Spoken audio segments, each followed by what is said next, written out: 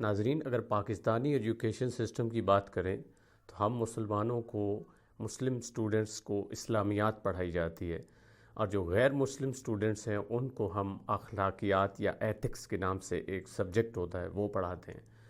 لیکن اس کے دو مختلف نتائج ہیں، اور وہ ہم دیکھ سکتے ہیں کہ اسلامیات پڑھ کر ہم نماز، روزہ، حج، زکوٰۃ اور ارکان اسلام جو ہیں یہ تو سیکھ جاتے ہیں، مگر بدقسمتی یہ ہے کہ ہمارے بچوں میں کبھی اخلاقی پہلو نظر نہیں آتا۔ یعنی وہ بچے جو اسکول کالجز میں پڑھتے ہیں، ایون یونیورسٹی میں بھی بعض اوقات اسلامیات پڑھائی جاتی ہے، مگر اخلاقیات پڑھانا بہت ضروری ہے، چونکہ اگر آپ مغرب کو دیکھتے ہیں تو مغرب میں سب سے زیادہ زور اخلاقیات پر دیا جاتا ہے، اور وہ اخلاقی لحاظ سے ہم سے کئی گنا بہتر ہیں۔ حالانکہ یہ جو اخلاقی اقدار ہیں یہ اسلام نے دی ہیں۔ آقا کریم صلی اللہ علیہ وآلہ وسلم اس دنیا میں اخلاق کے اعلیٰ درجے پر فائز تھے، اور آپ کا کردار تمام انسانیت کے لیے بہترین ہے۔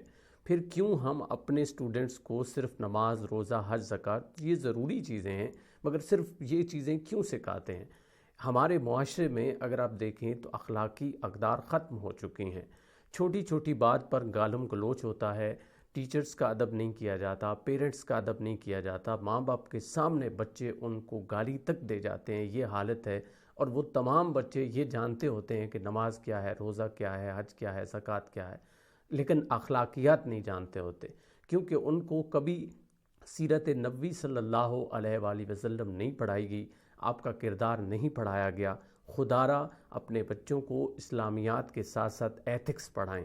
ان کو اسلامیات کی بالکل ضرورت ہے، مگر سب سے زیادہ جس چیز کی ضرورت ہے وہ اخلاقیات کی ہے۔ اور میں تو یہ سمجھتا ہوں کہ ہمارے نصاب میں بھی یہ چیز ہونی چاہیے کہ ایتھکس اور اسلامیات الگ الگ کوئی سبجیکٹ نہ ہوں، بلکہ یہ ایک ہی سبجیکٹ ہو، تاکہ ہم اخلاقیات کو سیکھ سکیں۔